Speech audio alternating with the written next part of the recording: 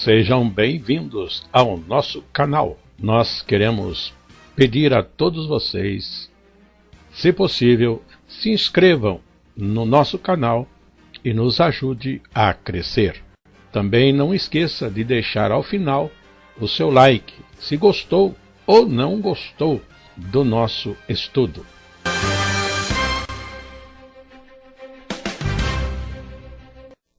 O programa a seguir é de inteira responsabilidade de seus idealizadores e apresentadores.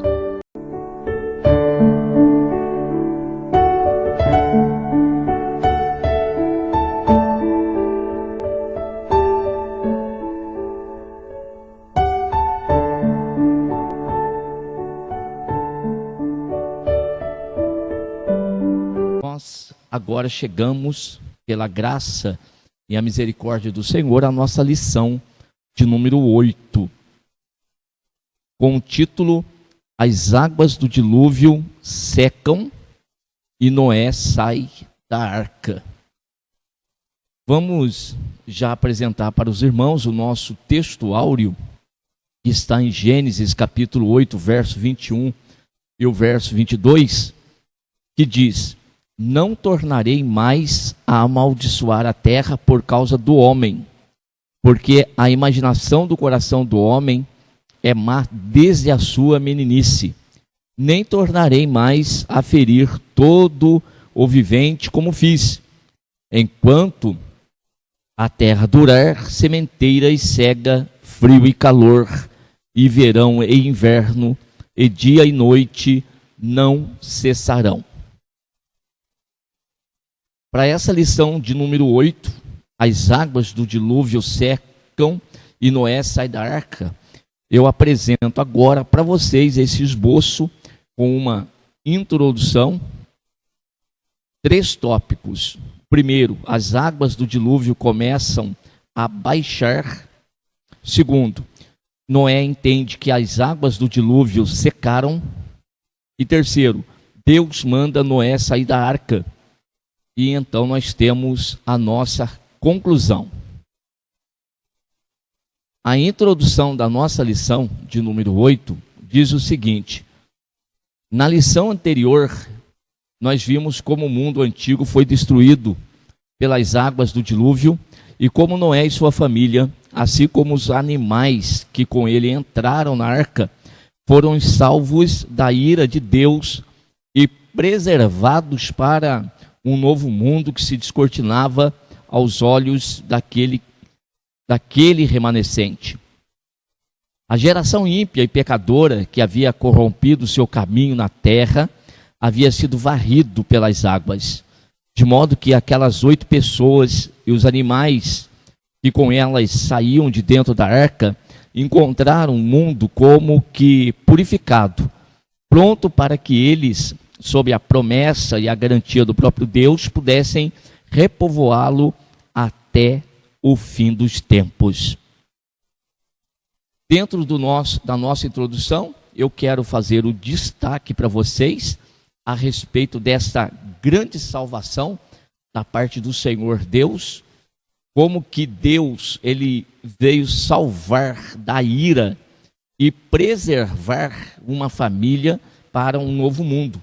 E ao mesmo tempo que o Senhor ele promove a salvação, logo também nós temos o juízo sobre uma geração ímpia e pecadora. E após então a salvação, o juízo e a salvação que o Senhor opera, agora nós temos uma nova oportunidade, sempre lembrando que nós estamos dentro de uma figura de linguagem ou uma figura dentro da teologia que mostra para nós que aqui nós temos então a demonstração de Deus, como ele vai fazer após o retorno de nosso Senhor Jesus Cristo. Então, aqui um vislumbre para nós dentro desta figura que nós temos na Bíblia Sagrada. Vamos ao nosso primeiro tópico da nossa lição. As águas do dilúvio começam a baixar. a proposta para nós do capítulo 8 do livro de Gênesis, e o verso 1 até o verso de número 5, que eu faço a leitura. O texto nos diz: E lembrou-se Deus de Noé e de todo o animal, de toda a res, que com ele estava na arca, e Deus fez passar um vento sobre a terra, e aquietaram-se as águas.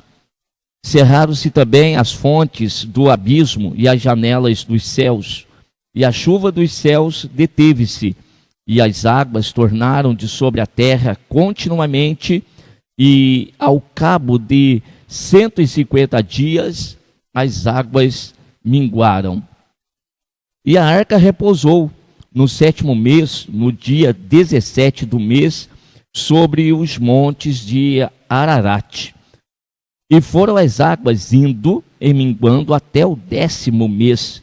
No 10º mês, no primeiro dia do mês, apareceram os cumes dos montes. Feito essa leitura da Bíblia Sagrada, nós passamos a observação do nosso tópico, do nosso primeiro parágrafo dentro do nosso material de classe. Que leio. No capítulo anterior, nós vimos que além da inundação das águas vindas debaixo da terra e da chuva vindo de cima durante os primeiros 40 dias do dilúvio, as águas prevaleceram sobre a terra durante 150 dias. Enquanto isso, certamente a arca, estando a boiar sobre as águas, vagou à deriva. E aqueles que se encontravam encerrados no seu interior permaneceram sem saber o que se passava do lado de fora. Notemos que não fosse Deus ter se lembrado de Noé e dos que estavam com ele na arca, as águas poderiam ter continuado a alimentar o dilúvio, mas de acordo com o texto que ora estudamos, as águas tornaram de sobre a terra continuamente, e ao cabo de 150 dias, as águas então minguaram. Não que o Criador tivesse esquecido do seu servo, mas neste contexto significa que, ainda que teve de destruir toda uma geração pela sua iniquidade, através de um juízo universal, o Senhor sabe livrar da destruição os justos, ainda que sejam poucos. Muito bem, eu quero já de primeiro chamar a tua atenção, que és professor da escola bíblica dominical, uma vez que a nossa aula aqui é uma aula preparatória para professores de escola bíblica dominical ou o estudo bíblico durante a semana, mas o importante aqui é nós termos conosco de que esta arca, ela vagou sobre aquela tormenta. Sim, tormenta, porque as águas cobriram toda o globo terrestre, voltando como era no início. Isso nós vimos na aula passada. E como as águas tomaram todo, então, o globo terrestre, e sendo como no princípio, aquelas águas, elas não estavam numa situação calma, tranquila, sossegada, de forma alguma. Ali havia uma tormenta muito grande, de modo que havia muitas ondas fortes. E o detalhe importante, aquela arca que ali estava à deriva, de modo que num momento estava num local, num momento outro, e ela era então levada pelas ondas, levada pelos ventos, e isso durante todo o tempo em que o dilúvio ele prevaleceu sobre a face da terra. Então você, professor, lembre-se, a arca ficou à deriva, vagando sobre as águas, sem uma direção pré-definida para aquele momento. E também não ficou no local somente, não. Ela percorreu todo aquele espaço de águas existente durante todo aquele tempo. O outro ponto do texto lido está destacado para nós aqui nesse material de classe a respeito de Deus ter se lembrado, e está no capítulo 8, verso 1, que é o primeiro versículo que nós lemos. Diz: e lembrou-se Deus de Noé. E eu quero chamar também a tua atenção para esta expressão, visto que ela não aparece somente aqui no versículo 1 do capítulo 8 de Gênesis. Ela vai aparecer em outros textos bíblicos, e é bom que nós entendamos muito bem. Por quê? Quando nós falamos de se lembrar de alguma coisa, implica em esquecimento. Isso do ponto de vista humano. Se o homem se lembrou de algo, é porque antes havia se esquecido. Não é o caso de Deus. Deus, ele não se esquece. Ora, mas se Deus não se esquece, por que nós temos aqui dentro do texto a expressão lembrou-se Deus de Noé? Será que durante todo aquele tempo que ali estava a arca, a deriva sobre aquelas tormentas, Deus havia se esquecido? Porventura Deus ele cochilou, tosquenejou? De forma alguma. Então, o que significa? Aí você vai anotar.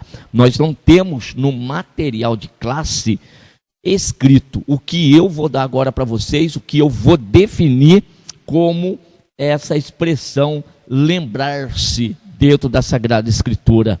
Isso aqui quer dizer que Deus, ele concede. Então, quando você se deparar com essa expressão, e lembrou-se Deus, daqui a pouco eu mostro outros versículos, você vai se lembrar disso também. É quando Deus concede uma atenção especial, não que tivesse se esquecido. A expressão sugere a ideia de solicitude e de um cuidado especial por parte de Deus. Sempre que Deus, ele se lembra de alguém, ele passa nesse momento a agir na história em favor de quem ele se lembrou, tá bom? Então a lembrança sempre dentro do texto bíblico é seguida por uma ação resgatadora de Deus. Então vou apresentar para vocês alguns versículos bíblicos. Por exemplo, Êxodo capítulo 6 e o verso 5. Você anote, que como eu disse, eu repito, não está no material de classe, é um adendo que eu estou fazendo aqui com vocês. E Êxodo capítulo 6, verso de número 5, está escrito assim: e também tenho ouvido o gemido dos filhos de Israel, aos quais os egípcios escravizam, e me lembrei do meu conserto. Está aqui. Então, repetimos, não é porque Deus havia se esquecido, mas porque agora chegou o momento dele agir em favor, se é em favor agora, é em favor do povo de Israel, no caso de Êxodo. Um outro versículo que eu quero deixar registrado é o Salmos de número 74, o verso de número 2, uma oração do salmista: lembra-te da tua congregação que compraste desde a antiguidade, da tua herança que remiste, deste monte Sião em que habitaste. Então vejam que a oração do salmista é tratada como que se Deus houver esquecido. Não, é um clamor para que o Senhor Deus, então, ele venha agir. É como se essa oração provocasse aquele momento de oportunidade de Deus trabalhar e de Deus agir ali no meio do povo. Em Gênesis também, o capítulo 9 agora, o verso 15, nós lemos: então me lembrarei do meu conserto que está entre mim e vós, e ainda toda a alma vivente de toda a carne, e as águas não se tornarão mais em dilúvio para destruir toda a carne. Então Deus faz uma aliança, Deus faz o conserto, e vai deixar um sinal para que ele se lembre. Outra vez, falando, repetindo, não que Deus se esquecesse ou viesse a se esquecer, mas para que sempre o Senhor pudesse, em um dado momento, em um determinado momento, entrar com uma ação, entrar com uma providência. Êxodo capítulo 2, verso 24, também nós temos esta expressão.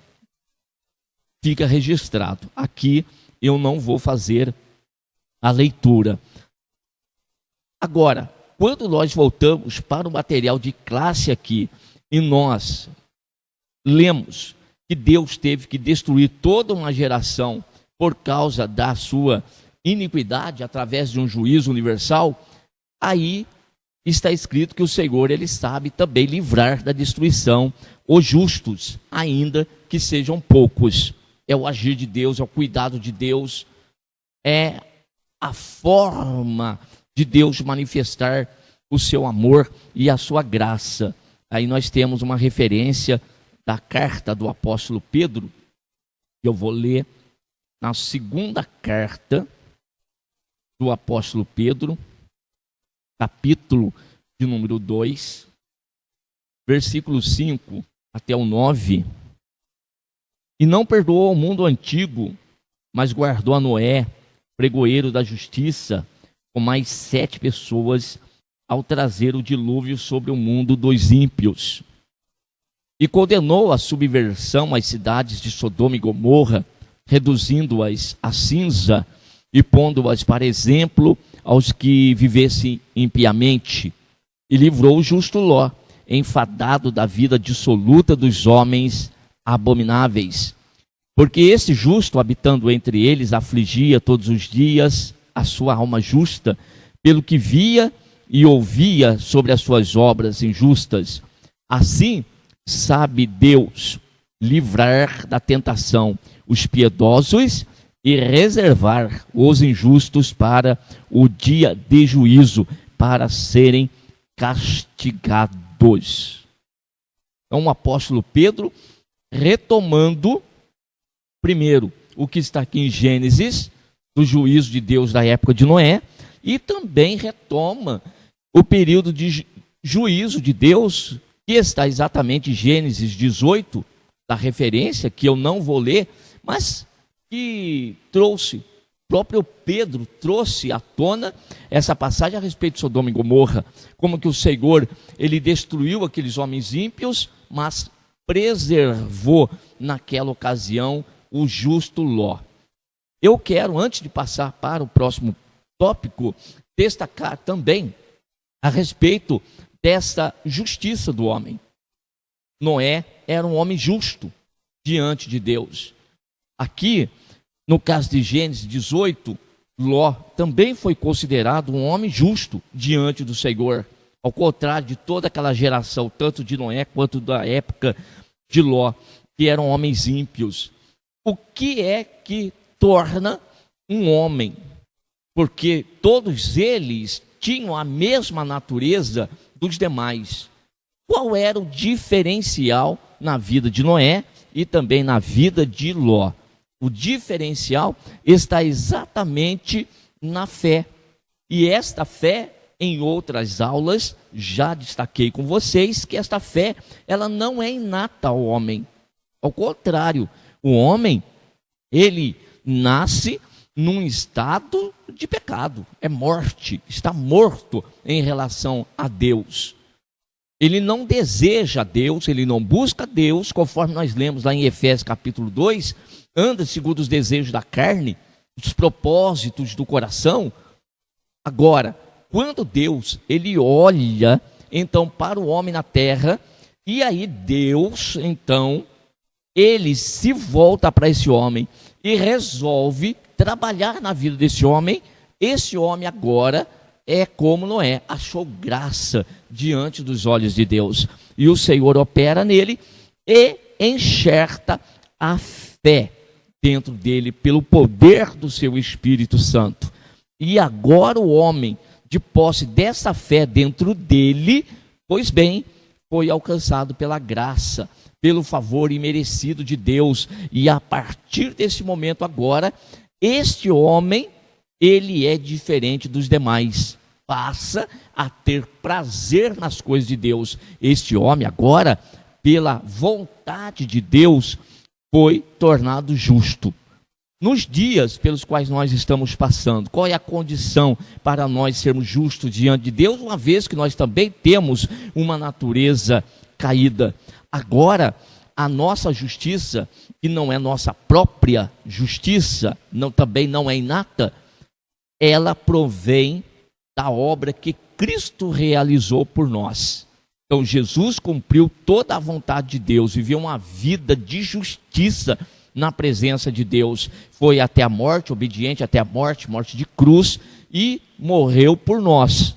E ao terceiro dia, Deus o Pai o ressuscitou, e a partir daí, toda a justiça de Cristo, ela é atribuída a nós, ela é debitada na nossa conta, e por conta da nossa fé em Jesus Cristo, nós fomos justificados.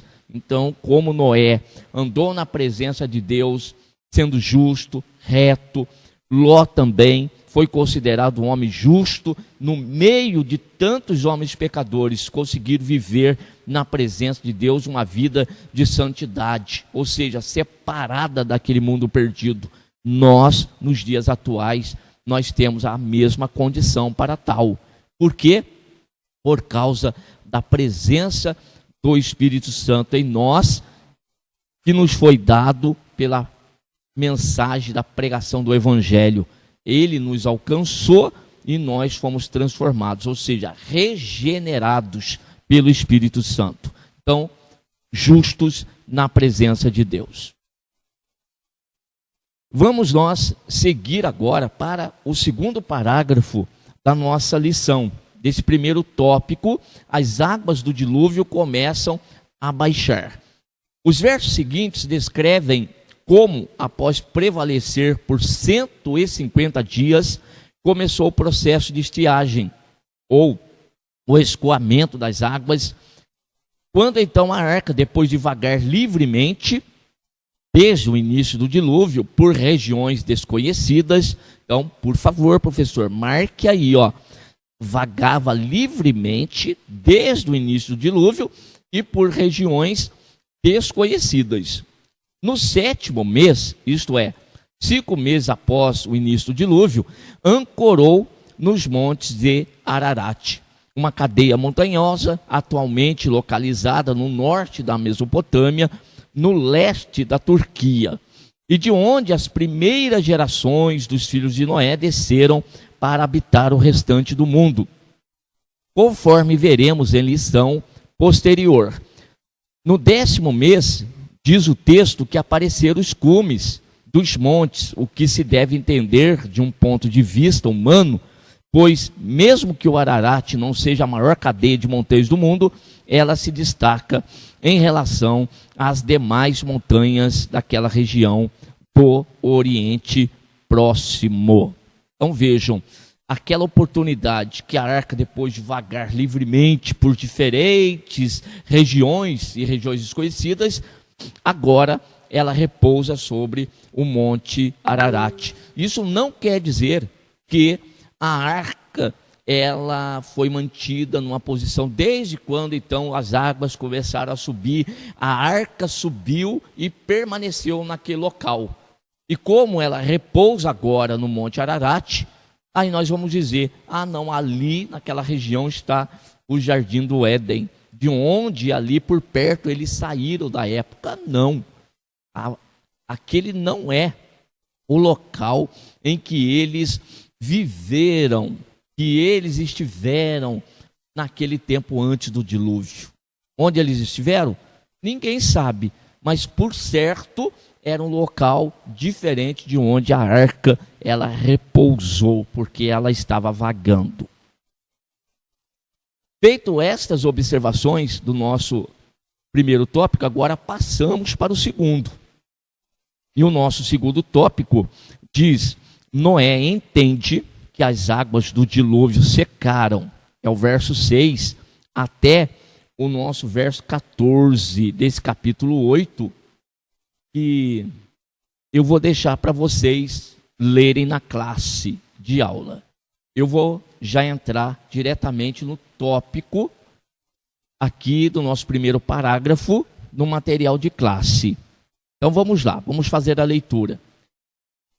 Não tendo recebido nenhuma revelação quanto ao tempo que duraria o dilúvio, Noé deveria aguardar com paciência e esperança na promessa de livramento feita por Deus, quando então ouviria o Criador chamá-lo para fora da arca, assim como lhe havia antes ordenado que entrasse.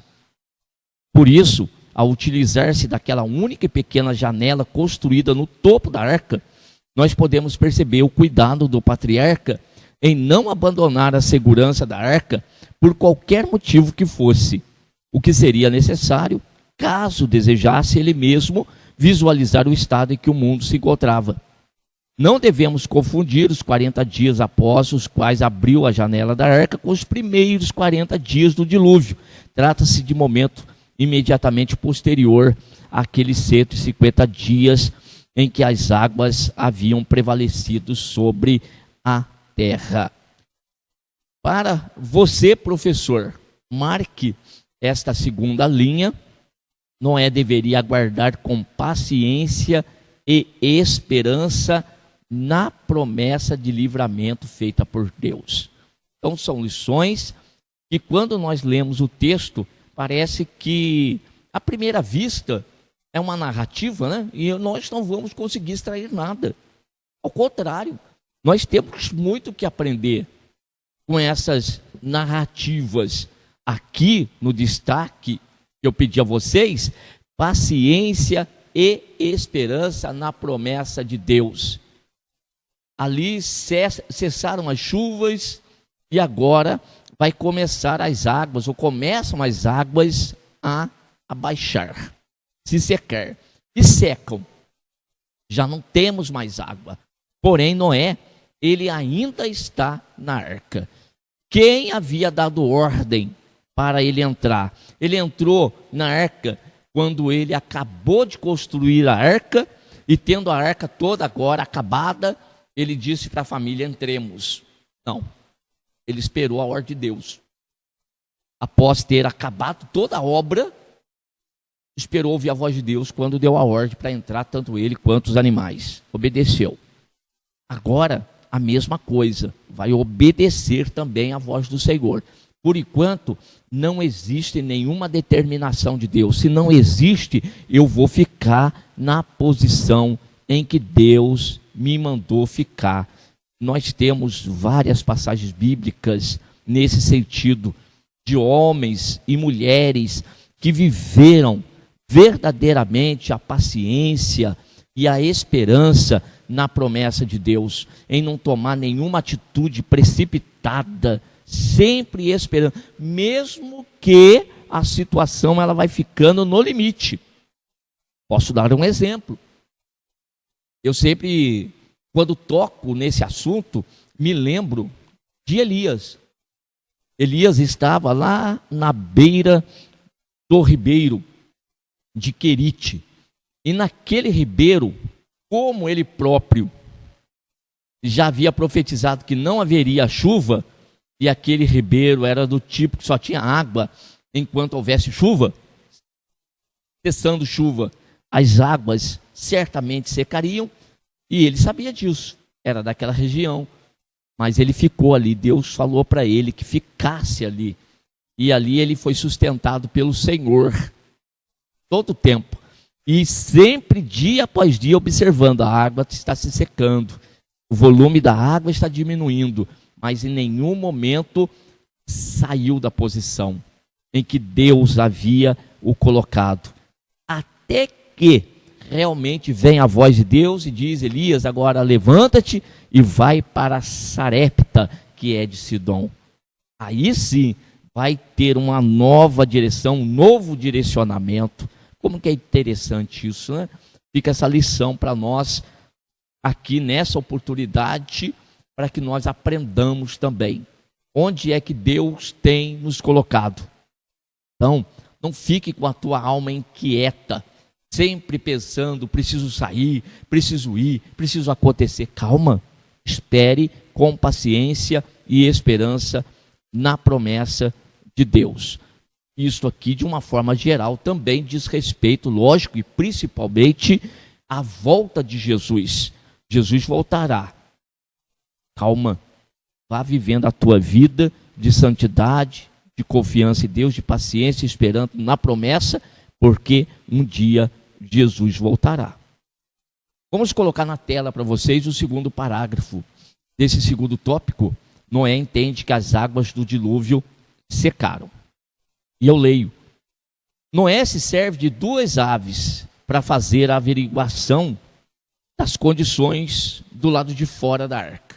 Então, primeiro ele solta um corvo, depois ele solta uma pomba, duas aves que desde os tempos imemoriais são conhecidas por manterem uma convivência próxima ao homem. Diz o texto que o corvo ia e voltava continuamente para a arca durante todo o período em que as águas minguaram até a terra ficar seca. Por certo, o corvo, como uma ave carniceira, encontrava os corpos dos homens e animais mortos durante o dilúvio e que ainda estavam boiando sobre as águas, oferecendo à ave um banquete do qual ela poderia se servir livremente. Mas não tendo lugar firme para descansar, ela voltava para Noé. Mas o comportamento desta ave não oferecia informação suficiente sobre o recesso das águas, e por isso o patriarca resolve enviar também uma pomba para fora da arca. Primeiro, ela volta por não ter encontrado repouso para os seus pés, como diz o próprio texto. Depois, ela volta novamente, desta vez trazendo o ramo de oliveira no bico, o que dá a entender que as águas estavam baixas, o suficiente para permitir que aparecesse a vegetação baixa. Na terceira vez, a pomba não volta mais, indicando que já era possível encontrar terra firme. Aqui está essa narrativa, a estratégia de Noé para então enxergar, digamos assim, como que estava a situação do lado de fora da arca. E aí, após então a última vez com essa pomba, ela sai e não retorna, agora sim as águas todas se findaram, né? Não existe mais água sobre a terra. E agora o terceiro parágrafo desse segundo tópico está escrito: compreendendo que o tempo do juízo de Deus havia já passado e que a terra ficaria cada vez mais seca das águas do dilúvio, Noé se permite vislumbrar o horizonte daquele novo mundo, removendo a cobertura da arca. Mesmo assim, notamos mais uma vez a paciência, como também o temor que a devastação do dilúvio pode ter produzido em seu coração, de modo que, mesmo com todos os sinais de que o juízo havia passado, o patriarca ainda aguardou até que Deus expressamente o mandasse sair da arca. Aí desse tópico nós vamos marcar novamente aqui. Vamos marcar essa última frase: o patriarca ainda aguardou até que Deus expressamente o mandasse sair da arca.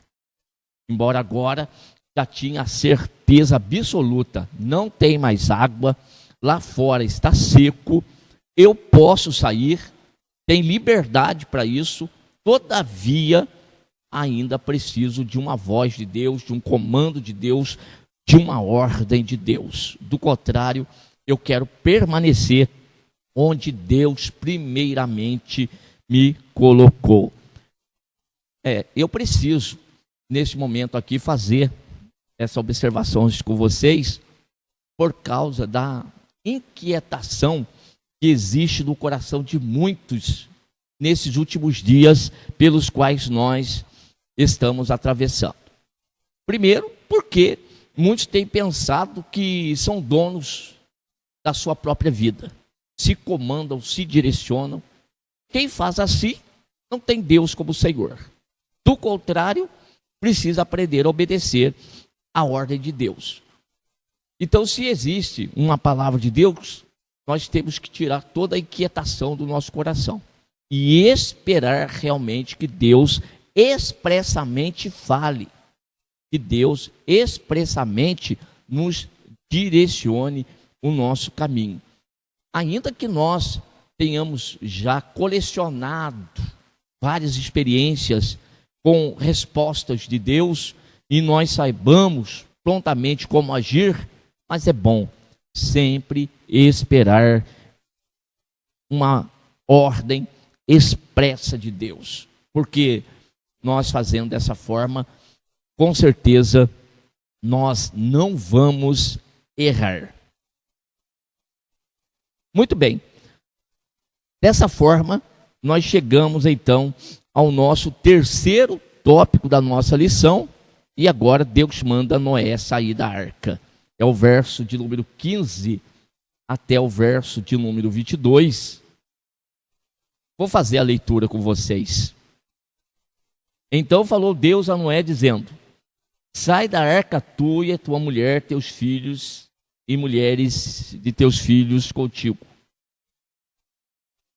Todo animal que está contigo, de toda carne, de ave, de gado, de todo réptil que se roja sobre a terra, traze fora contigo e povoe abundantemente a terra, frutifiquem, se multipliquem sobre a terra. Então saiu Noé e seus filhos e sua mulher e as mulheres seus filhos com ele. Todo animal, todo réptil, toda ave, tudo que se move sobre a terra, conforme as suas famílias, saiu para fora da arca. E edificou Noé um altar ao Senhor e tomou de todo animal limpo, de toda ave limpa e ofereceu holocaustos sobre o altar. E o Senhor cheirou o suave cheiro e disse o Senhor em seu coração: não tornarei mais a amaldiçoar a terra por causa do homem, porque a imaginação do coração do homem é má desde a sua meninice. Nem tornarei mais a ferir todo vivente como fiz. Enquanto a terra durar, sementeira e cega, frio e calor, verão e inverno, e dia e noite não cessarão. Aqui feito a leitura. E eu quero mostrar para vocês na tela agora uma imagem que eu trouxe. A imagem que nós temos aí é exatamente a ideia de como era a terra no início, antes do dilúvio. Nós temos o globo terrestre com a água e uma porção de terra seca, uma única porção de terra seca. Está aí. Tá bom? Conhecida depois como Pangeia. E agora nós vamos para o primeiro tópico, ou melhor, primeiro parágrafo. Vamos fazer a leitura. Passado 12 meses e 17 dias, desde que havia entrado na arca, Noé finalmente é ordenado por Deus a sair para aquele mundo completamente vazio e desolado, trazendo consigo apenas sua família e os animais que haviam sido preservados dentro da arca.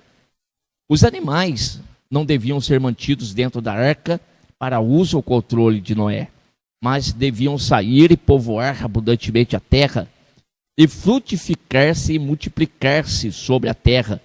Notemos também o detalhe de que saíram conforme as suas famílias, o que pode indicar que já não se tratava de apenas um casal, mas de alguns, ou mesmo vários de cada espécie. Lembremos que a maioria dos animais possui um ciclo de reprodução muito mais rápido que os humanos. Nós temos aqui no primeiro versículo, a primeira linha, que passado 12 meses e 17 dias, ou seja, nós temos 1 ano e 17 dias em que o dilúvio cobriu toda a terra. Olha que interessante. Eu vou mostrar um quadro agora para vocês e espero que fique visível para vocês. Vamos lá. Na tela. Essa tabela em que apresento para vocês os acontecimentos de 1 até 11. Eu tenho uma coluna de data e eu tenho uma coluna de referência. Para vocês depois, lógico, aqui você tem a oportunidade de pausar o vídeo e anotar isso aqui com calma para vocês, tá bom?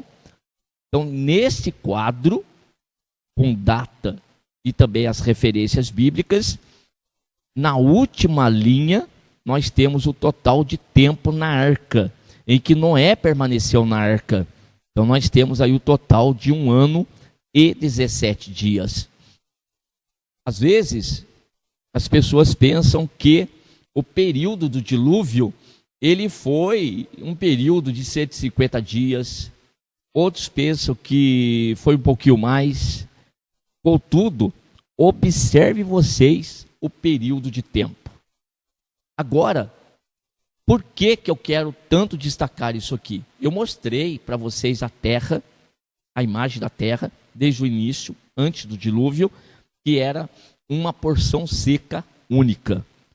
Mas após 1 ano e 17 dias, ali praticamente de água novamente sobre a terra. E no início desse estudo nós já destacamos que não eram as águas calmas sobre o globo terrestre, eram tormentas. Vocês imaginem a mudança que aconteceu então no relevo terrestre. Aí nós temos a mudança radical. Nos estudos presenciais, eu sempre faço referência a alguns fatos, infelizmente, tristes que nós temos conhecido das nossas regiões, só para a gente ter uma ideia. Por exemplo, do Rio Grande do Sul, quando foi acometido por aquela tempestade, e ali como que houve mudanças terríveis, casas foram soterradas por aquela inundação que aconteceu. Aquilo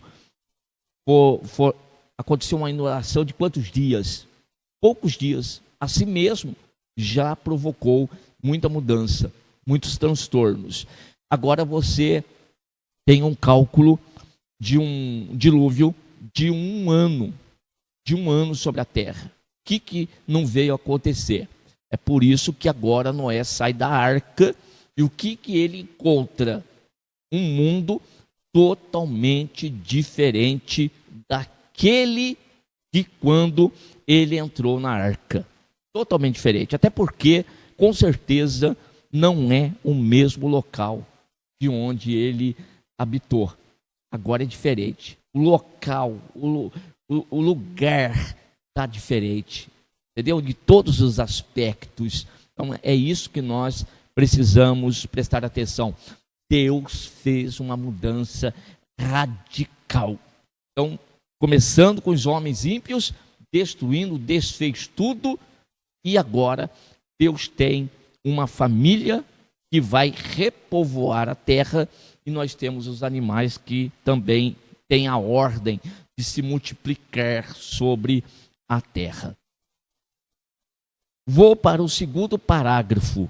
A primeira preocupação de Noé, ao sair da arca, é a de expressar sua piedade e dedicação a Deus, oferecendo holocaustos de toda espécie de animais limpos, os quais haviam sido preservados em maior número na arca. Não há dúvida de que, assim como no caso de Abel, esse culto nasceu de uma decisão voluntária e divinamente inspirada. E por isso agradou a Deus e recebeu o seu testemunho, de tal modo que ele prometeu não mais amaldiçoar e destruir toda a criação, a terra e os animais, como havia feito. De fato, o Senhor admite que a imaginação do coração do homem é má desde a sua meninice. E com isto, nos diz que a humanidade se corromperia novamente, como antes do dilúvio. Compreendendo, porém, que somente com a manifestação da semente da mulher é que o homem seria recuperado do seu estado pecaminoso, o Criador exercerá sua bondade e misericórdia sobre as nações, não deixando de manifestar o seu juízo sobre os povos e indivíduos, quando necessário, mas permitindo que a humanidade desfrute das bênçãos da criação até o fim. Muito bem. Noé sai da arca, agora debaixo da ordem de Deus, encontra a terra toda diante de si, e a primeira coisa que Noé vai fazer, o justo, um homem piedoso, um homem temente a Deus, a primeira coisa, adoração. Vai preparar o altar, e nesse altar, ele com critério, por isso é que eu me lembro do que Paulo falou lá em Romanos capítulo 12, que nós devemos apresentar os nossos corpos em sacrifício vivo, santo e agradável a Deus, que é o nosso culto racional. O que é o culto racional? É o culto com entendimento. É fazer algo para Deus sabendo o que está fazendo, como você está fazendo e com qual propósito você realiza tal coisa. Não é fazer por fazer. Essa foi a diferença de Caim e Abel. Abel também fez com propósito, tanto é que fez certo. Já Caim não. Caim ele fez por fazer. De repente, foi junto com seu irmão, já que vai se apresentar diante de Deus, vou eu também. Mas não agradou o Senhor. Noé, ele se apresenta diante do Senhor, então vai levantar o altar e ali vai dedicar a Deus, vai ofertar a Deus o holocausto. E de que tipo de animal? De animal limpo. É isso que é trazido para diante do Senhor. E é lógico, aqui, conforme nós lemos, é uma decisão voluntária e também divinamente inspirada. Como eu já disse e repito, é um homem que tem fé. E fé vem de onde? Fé vem do alto. Fé vem de Deus. A fé, conforme Paulo escreve, Romanos 10, 17, é pelo ouvir, e ouvir pela pregação da palavra de Cristo. Então, a palavra gera em nós fé. Então, Noé ouviu também a voz de Deus, a palavra de Deus, obedeceu. Por quê? Esta palavra gerou dentro de si fé. E esse homem agora, cheio de fé, lógico, é conduzido a uma adoração sincera, verdadeira, e por ser assim, é recebida por Deus. Depois que então essa oferta agrada a Deus, o Senhor então vai dizer que agora não vai mais amaldiçoar e destruir a criação. Deus agora, a sua ira foi aplacada, pronto.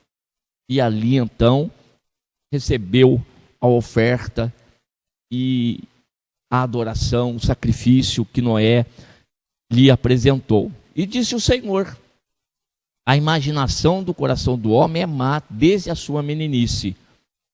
Embora havia acontecido juízo sobre aqueles homens e uma preservação de um homem justo, e na aula passada eu destaquei aqui na classe, na cidade de Potim, que Noé, ele entrou na arca porque ele foi quem achou graça diante dos olhos de Deus. Só que ele não entra sozinho. Ele entra e tem mais 7 pessoas que vão entrar na arca por causa de Noé, por causa da justiça dele, por causa da sua fé diante de Deus.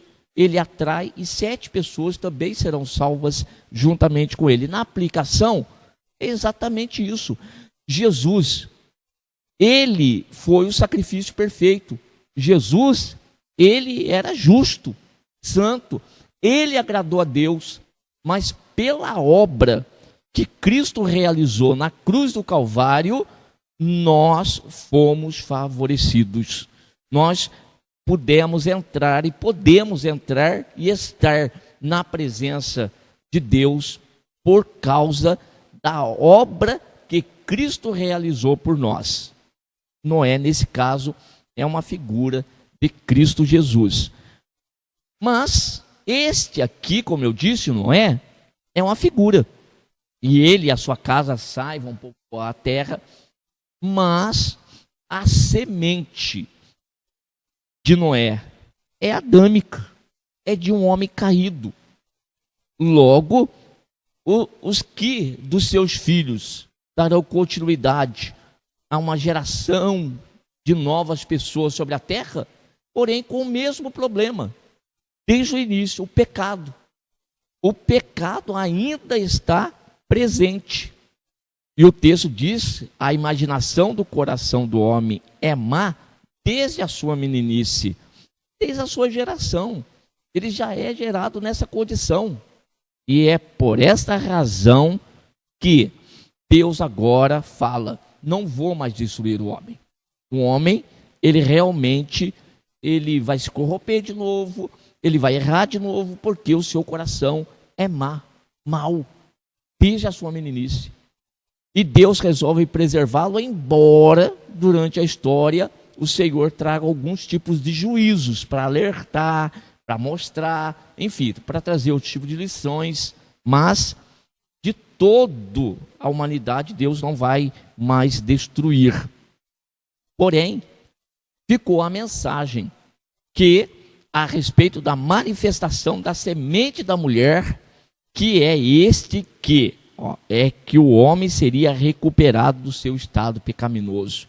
Por quê?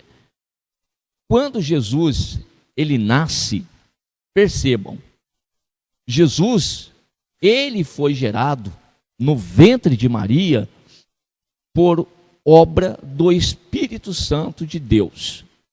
De modo que Jesus, ele tem a parte humana e também a divina, 100% homem, 100% Deus. E essa parte divina veio diretamente do alto. Jesus, ele não traz consigo esta semente adâmica. Ah, não, de forma alguma. Jesus traz a semente do alto, de Deus. E é por esta razão agora que todos que creem em Jesus Cristo, que morreram à semelhança dele e foram sepultados e ressuscitaram pela fé nele, agora recebem também do alto o Espírito Santo e são regenerados. É por essa razão que nós temos o texto de João 3, que Jesus, conversando com Nicodemos, vai dizer: o homem, para ver o reino de Deus, necessário é que nasça de novo. Necessário vos é nascer de novo. Essa expressão nascer de novo é nascer do alto. Nascer do alto, nascer da vontade de Deus, ser gerado por Deus, pelo poder da palavra de Deus. E Jesus disse: a minha palavra é espírito e vida.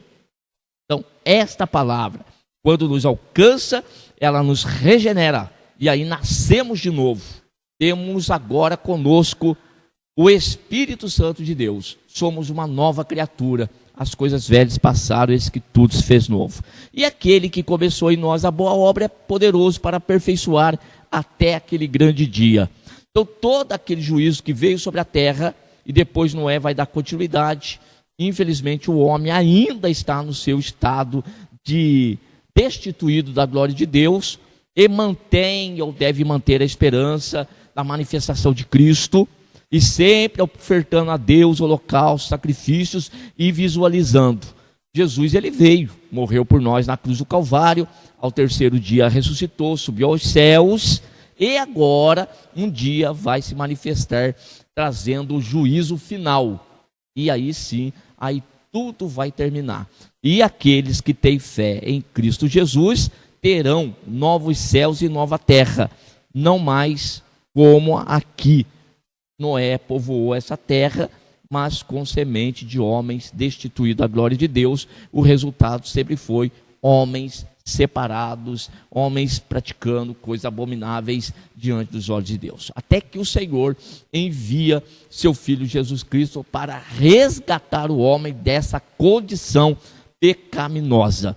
Então você que tem fé em Cristo Jesus, já não deve mais viver com este mundo, ou de acordo com esse mundo, mas devemos viver conforme a palavra de Deus. Então, agora, a humanidade vai desfrutar das bênçãos de Deus, de tudo, sementeira, verão, outono, inverno, Deus derrama chuva, Deus traz o sol, todos desfrutam das mesmas coisas. Agora, tem uns que o Senhor, como alcançou Noé, como alcançou Ló, como alcançou outros, o Senhor está alcançando agora por meio de Cristo Jesus, nosso Senhor. Por isso Jesus disse: eu sou o caminho, a verdade e a vida, e ninguém veio ao Pai senão por mim. Através de Cristo Jesus, nós somos reconciliados com Deus. E aí há viva esperança no nosso coração de que um dia Jesus voltará. Quando Jesus voltar, teremos então os nossos corpos transformados, novo corpo, e aí estaremos para todos sempre com Ele, para novos céus e nova terra, como eu já disse. Assim, meus irmãos, nós chegamos à conclusão da nossa lição de número 8. As águas do dilúvio secam e Noé sai da arca. E a conclusão diz o seguinte: o dilúvio traz preciosas lições sobre a justiça e a ira de Deus contra o pecado, mas também sobre a sua misericórdia para com os fiéis. Enquanto andarmos com Deus nesse mundo, assim como Noé, podemos descansar na certeza de que, quando o juízo se manifestar, seremos guardados do mal e conservados para finalmente presenciar a sua misericórdia. Coloco agora na tela para vocês o nosso esboço da lição de número 8. Nós passamos por ela aqui na introdução. No primeiro tópico, preparativos finais para o dilúvio. O segundo, o fim é chegado. Terceiro, a extensão da destruição causada pelo dilúvio, e fiz também a leitura da conclusão. O nosso texto áureo: não tornarei mais a amaldiçoar a terra por causa do homem, porque a imaginação do coração do homem é má desde a sua meninice. Nem tornarei mais a ferir todo vivente, como fiz, enquanto a terra durar, sementeira e cega, e frio e calor, e verão e inverno, e dia e noite não cessarão. Gênesis capítulo 8, verso 21 e 22. Assim, meus irmãos, nós encerramos a nossa lição de número 8, essa que é a nossa escola bíblica dominical. Estamos estudando Gênesis, as origens. Que Deus continue abençoando cada um de vocês, a você que é professor, que haja graça da parte de Deus para a ministração da aula lá na sua classe. Amém? Deus abençoe a todos. Primeiramente, quero agradecer a todos que sintonizam o nosso canal. Canal voltado principalmente à transmissão, à divulgação da palavra de Deus.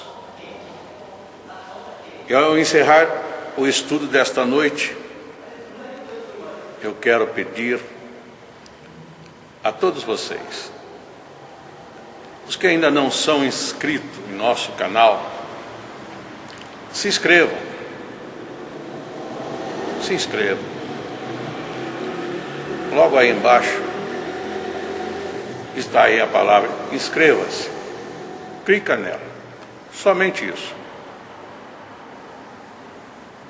Se o estudo desta noite foi do teu agrado, você gostou, você concordou, clica aí no gostei. Gostei.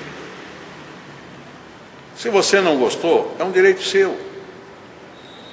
É um direito seu não gostar. Mas você pode manifestar isto. Para nós será importante isso, saber que alguém não gostou. Clique no não gostei. Fácil. Não vai identificar você, nada, simplesmente você vai expressar a sua opinião. Gostei, dedão para cima. Não gostei, dedão para baixo. E também pode, se você acha interessante compartilhar com seus amigos, compartilhe o nosso trabalho. Compartilhe. Aí embaixo, compartilhe. Você pode compartilhar no YouTube, pode compartilhar no Instagram, pode compartilhar no Facebook, pode compartilhar no Messenger, no WhatsApp. Vai simplesmente nos ajudar a crescer. Porque o nosso objetivo não é financeiro. Não é financeiro. Pode ver que os nossos trabalhos são todos sem fins lucrativos. Coopere conosco. Nos ajude. Temos também os nossos blogs, a nossa emissora na web, a Rádio Net Grata Nova. Tudo isso você encontra aí embaixo na descrição do nosso vídeo, do nosso estudo. Dá uma olhada, todos os endereços estão aí, junto à descrição dos nossos estudos. E eu agradeço, primeiramente a Deus, por tudo que Deus tem feito nesses anos que nós estamos trabalhando na internet. E a você, que toda semana entra no nosso canal. Deus te abençoe. Todo dia, toda hora, muito mais prazer em ouvir. Radionet Grata Nova. Web Rádio, a qualidade que faz a diferença, cada vez mais necessária. Rede Grata Nova de Evangelização. Acesse nosso site www.horadadecisão.com.br. Hora da Decisão, tudo junto, sem acento.